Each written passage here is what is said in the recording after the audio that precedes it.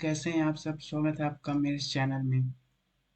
आज मैं लेके आया हूँ फिर से एक नया टॉपिक आपके लिए, उन स्टूडेंट्स के लिए जो एलएलबी की पढ़ाई कर रहे हैं और वकीलों और एडवोकेट और लॉयर जैसे फील्ड में काम कर रहे लोगों के लिए भी मेरी वीडियो होती हैं। तो आज मैं बताऊंगा आपको कि लैटिन मैक्सिम यानी कि कुछ ऐसे वर्ड्स जो कि लैटिन के हैं, जो कि टॉर्ट में इस्तेमाल होते हैं, एलएलबी के फील्ड में होते हैं। तो पहला है इंजूरिया साइन डैमनो। ये एक लैटिन शब्द है जिसका सिंपल वर्ड होता है कि इंजुरिया साइन डैमनो, जो इंजुरी डैमेज के बगैर हो। इन्फ्रिंजमेंट जो कि एक एब्सोल्यूट प्राइवेट राइट का होता है, बगैर किसी एक्चुअल लॉस या डैमेज के होते हुए। जब भी कोई एसोसिएट करता है किसी दूसरे पार्टी के राइट में, तो जिस पर्सन के ऊपर राइट वेस्ट होगा वह इंटाइटल्ड है कि वह ला सके एक्शन जो कि एक पार्टी के राइट में इन्फ्रिंजमेंट हुआ है। वह राइट है उसके पास कि वह एक्शन ला सकता है उस दूसरे पार्टी के अगेंस्ट, और वह रिकवर कर सकता है डैमेज को। हालांकि उसने इंजरी तो सफ़र की है, लेकिन वह कोई डैमेज के लिए अधिकार नहीं होगा, या तो कोई डैमेज उसको हुआ ही नहीं है। दूसरा है डैमनम साइम इंजूरिया। ये एक लीगल मैगजीम है जिसका मतलब होता है डैमेज होना बगैर इंजरी के।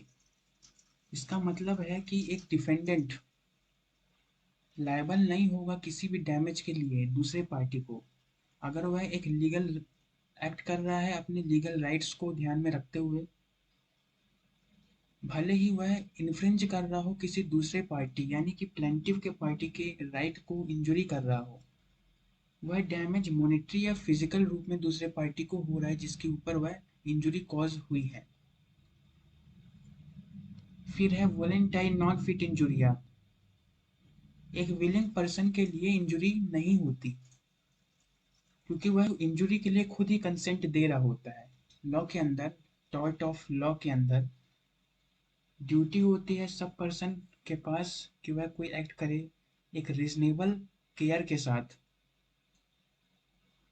इसलिए ताकि कोई भी हार्म जो उसके एक्ट से हो रहा हो या उसके फेलियर से हो रहा हो वह ना हो, ताकि वह केयर कर सके काम के समय। इसका एक एग्जाम्पल है कि अगर एक पर्सन कार को ड्राइव कर रहा है तो वह उसकी ड्यूटी है कि वह कार को सेफली ड्राइव करे और विथ इन स्पीड लिमिट से ड्राइव करे, ताकि कोई एक्सीडेंट ऑकर ना हो, ताकि उस एक्सीडेंट से सिर्फ उसी को नहीं, हालांकि दूसरे पर्सन जो उस कार में बैठा हुआ है उनको भी हार्म होता है। फिर है साइन टाइन नॉन फिट इंजुरिया। वह बताता है कि सिर्फ नॉलेज का होना ही, यानी कि रिस्क की नॉलेज का होना ही इनफ नहीं है डिफेंस को पाने के लिए, वॉलेंटाइन नॉन फिट इंजूरिया के अंदर डिफेंस को पाने के लिए। इसे साइन टाइन नॉन फिट इंजूरिया कहते हैं, जिसका मतलब होता है केवल नॉलेज ही कंसेंट नहीं होता उस रिस्क के लिए।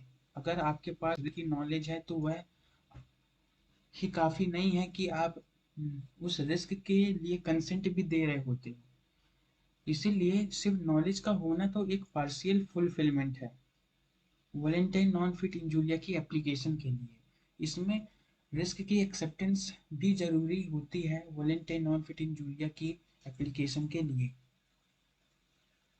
फिर है कोई फेसिट पर एलियम फेसिट पर से। ये एक लीगल मैगजीन है जो बताता है एक सिमिलर सेंस में कि रिस्पोंडेंट ही सुपीरियर होता है।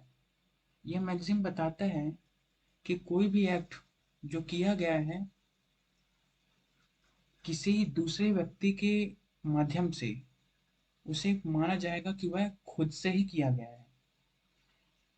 यह मैगजीन सब्जेक्ट करता है, आधारित है एक कनेक्शन पे जो एक्ट के बीच में हो रहा है, रिलेशनशिप के बीच में हो रहा है। यानी कि ये कनेक्शन है एक्ट और रिलेशनशिप का। ये सिंपल वर्ड में हम कह सकते हैं कि एक पर्सन जो लायबल है एक्ट के लिए जो कि दूसरे व्यक्ति के द्वारा किया गया है। अगर वहाँ पर एक रिलेशनशिप उत्पन्न होता है दो व्यक्तियों के बीच में और वह एक्ट कनेक्टेड है उस रिलेशनशिप से, और ऐसे कॉमन एग्जांपल्स हैं इस कोई फेसिट पर इलियम फेसिट पर से जिसमें लाइबिलिटी अराइज होती है, जैसे कि प्रिंसिपल की लाइबिलिटी अगर एजेंट कोई एक्ट कर रहा हो, पार्टनर की लाइबिलिटी एक दूसरे के लिए, मास्टर की लाइबिलिटी सर्वेंट के एक्ट के लिए। फिर है एक्स टर्पी कॉजा नॉन ओरिटर। जब भी एक पर्सन कोई अनलॉफुल एक्ट करता है तो इससे वह पर्सन जो लॉस सफर कर रहा है, क्योंकि ऐसे एक्ट के अंदर क्लेम रेमेडी पाने के क्लेम के लिए राइट होता है उसके अगेंस्ट कोर्ट के अंदर।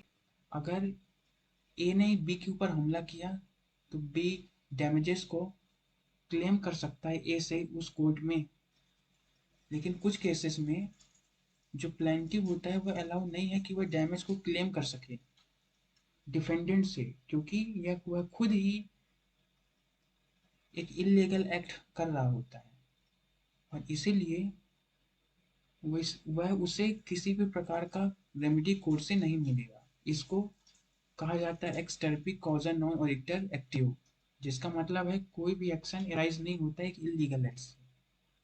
ये एक प्रकार का डिफेंस है जो एग्जेम्प्ट करता है डिफेंडेंट को उसकी लाइबिलिटी से, क्योंकि प्लेंटिव ने भी इलीगल एक्ट किया हुआ होता है। इसीलिए इसे कहा जाता है प्लेंटिव और रॉन्ग डूअर डिफेंस भी एक्सटर्पी कॉजा नॉन ओरिटर को कहा जाता है।